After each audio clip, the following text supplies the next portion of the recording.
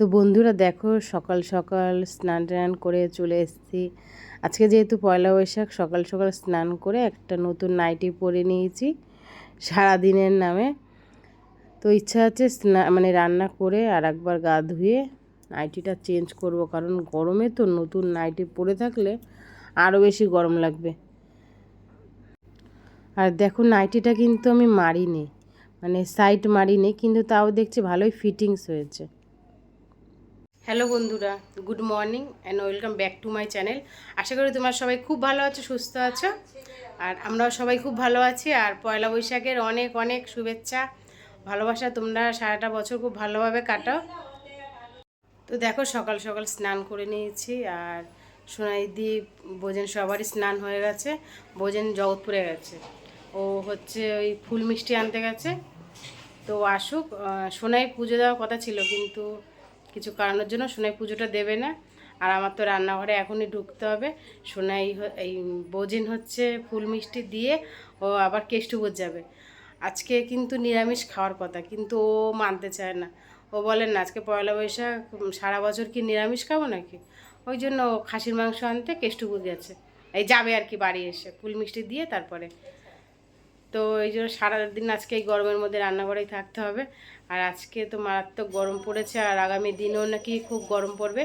তো তোমরা সবাই খুব সাবধানে থাকো, আর বেশি বেশি করে জল খেও, ওআরএস খেও। আর ওআরএসটা কেন খাবে? শরীরের দুর্বলটা যাতে কাটে। আর গ্লুকন ডি, লেবু জল, যার যেটা খুশি, বাতাসা ভিজিয়ে মিষ্টির জল খেতে পারো। তো চলো, দেখা হচ্ছে একেবারে বোজেন পুজো দিয়ে নিক তারপরে। আর দেখো, সকাল সকাল না 2 কাপ চা করে নিয়েছি, আমি আর সোনাই খাবো। সোনাই সাধারণত সকালে বাড়িতে চা খায় না, কম খায়, সময় পায় না, পড়তে চলে যায়। তো তারও গাড়ি আসছে। তো আজকে সকালবেলা বললো, মা আজকে তো ছুটি, আজকে তাহলে চা দেবা? আমি বললাম ঠিক আছে, খা তাহলে। তো দুজনের জন্য 2 কাপ চা করে নিয়েছি, আর বিস্কুট নিয়ে নিয়েছি। আর চা খেয়ে বসতে না বসতেই দেখি বোজেন চলে এসছে, ফুল মিষ্টি নিয়ে এসছে। তো ফুল মিষ্টি রেখে তো এক্ষুনি বলছে আবার মাংস আনতে যাবে। আর দেখো, আসার সময় নিয়ে এসছে একটা মাজা, আর আমাদের 3 জনের জন্য 3টা আইসক্রিম। আর বোঝেন না, এইসব ঠান্ডা তো পছন্দ করে না। ওই যে মাজাটা এনেছে, ওটাই ও খাবে আর কি, আইসক্রিম অত পছন্দ না। আর নিয়ে এসছে আম। তো আমটা না দেখে মনে হচ্ছে পাকা, জানি না কতটা কি মিষ্টি হবে। তো যাই হোক, ধুয়ে টুয়ে রেখে দিই, কারণ কার্বাইড দিয়েই পাকানো, কাঁচা আম মনে হয়। তো কি বলবো, পরে খেয়ে দেখলাম আমটা না সেরকম। এখন তোমাদের একটাই কথা বলবো, কেউ না এই পাকা আম দেখে কিনবে না, কারণ দেখে মনে হয় পেকে গেছে। ওরা কার্বাইড দিয়ে যেহেতু পাকায়, কিন্তু খেতে একদমই ভালো নয়। কাঁচা আমগুলোর এই কার্বাইড দিয়ে পাকায়, ভালো করে পাকে না। আর দেখো, এইখানে খুব সুন্দর করে বোজেন পুজো দিয়ে দিয়েছে। বোজেন আবার স্নান করেছে, স্নান করে খুব সুন্দর করে পুজো দিয়েছে। আর আমি এখানে মাংসটা ম্যারিনেট করে আধ ঘন্টা 1 ঘন্টার জন্য রেখে দিচ্ছি। রেখে ঘরে অন্যান্য কিছু কাজ আছে, সেগুলো একটু গুছাবো, সেগুলো আর তোমাদের সঙ্গে শেয়ার করতে পারলাম না। তো অনেকটাই এনেছিল মাংস। এবার খাসির মাংস তো রোজ রোজ আনা হয় না, এবার আনলে একটু বেশিই আনে। তো দেখো, মাংস প্রায় কষানোর মতন হয়ে গেছে। তো সোনাই বলছে, মা আমাকে 2 পিস দিও। সোনাই না মাংস ঝোল ভালো খায় না, মুরগির মাংস আর খাসির মাংস যেটাই বলো, কষা ভালো খায়। ঝোলেরটা দিলে না ও 1 থেকে 2 পিসের বেশি খেতে চায় না। আর ঠান্ডা হয়ে গেলে রাতের দিকে তো আরোই খেতে চায় না। তো ওই জন্য না ও কষা মাংস চাইলে আমি না করি না, কারণ আমরা সবাই খাই, ও তখন মাংস খায় না। তাই বললাম ঠিক আছে, ভালো করে আগে কষানো হোক, তারপর তোকে দিচ্ছি। তো দেখো, মাংস একদম খুব সুন্দর করে কষানো হয়ে গেছে। তাও ভাবছি কি যে প্রেশারে দেব। প্রেশারে একটু দিলে না মাংসটা বেশ ভালো ছিপড়া টাইপের থাকে না, আর ভালো আর কি, বেশ নরম সফট ভাব থাকে। তো প্রেশার কুকারে দিয়ে দিয়েছি। তো শোনাই না, ওদিকে বোজেন সকালে কাঁচা আম এনেছিল, পাকা আমের সাথে সাথে না কাঁচা আমও এনেছিল। সোনাই বললো মা আমি আম মাখাচ্ছি তুমি খাও। তো দেখো এই যে একটুখানি আম মাখিয়েছি, একটা আম, যেহেতু আমি বলেছি খাবো না, আমি আঙুলে একটুখানি ওই দেখো কোনা থেকে নিলাম, তোমরা খেয়াল করেছো কিনা জানি না, একটুখানি কোনা থেকে নিয়েছি, কি টক। তারপরে এখানে দেখো আমার মাংস হয়ে গেছে, আর মাংস কালারটা খুব সুন্দর এসছে না।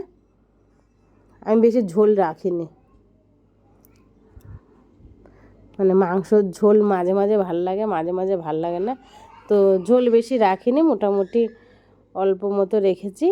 তো এই হচ্ছে কালার। তো খুব খিদে পেয়ে গেছে, সবাইকে খেতে দিয়ে দেবো এখন। তো এখানে না সবার জন্য ভাত বেড়ে নিচ্ছি, এই যে সবার থালা এরকম করে গুছিয়ে দিচ্ছি, মাংস, শসা, লেবু, পেঁয়াজ, আর ওই 1 গ্লাস করে জল দিয়েছি, 1 গ্লাস করে মাজা দিয়েছি। আমি মাজা খাই না, আমি খাইনি। আর গুড ইভিনিং বন্ধুরা, তো এখন হয়ে গেছে হচ্ছে সন্ধ্যা, আর আমি চলে এসেছি হালখাতা করতে বিধানের দোকানে।